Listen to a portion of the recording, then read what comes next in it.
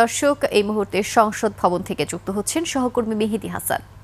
মেহেদী, সংসদ সদস্যদের শপথ এবং নতুন মন্ত্রিসভা নিয়ে কি খবর আছে আপনার কাছে, দর্শকদের জানাবেন।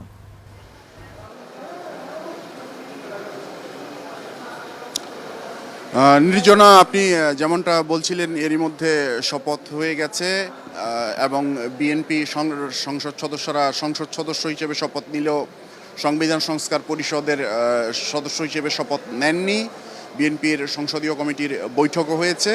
অন্যদিকে জামায়াত ইসলামী এবং এনসিপি তারা দুটি শপথই নিয়েছে।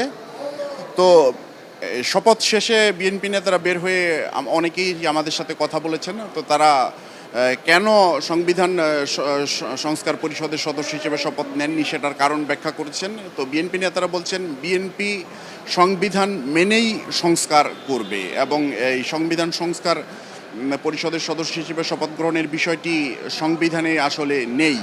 তো এই কারণে তারা শপথটি নেননি।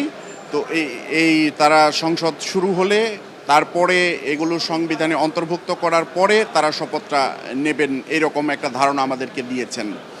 তো এরই মধ্যে অধিকাংশ সংসদ সদস্যই চলে গেছেন।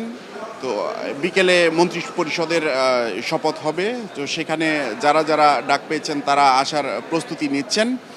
তো বিকেলে মন্ত্রী পরিষদের শপথ হলে পরে আমরা নিশ্চিত করে বলতে পারবো যে আসলে কারা কারা মন্ত্রী হচ্ছেন নতুন সরকারের।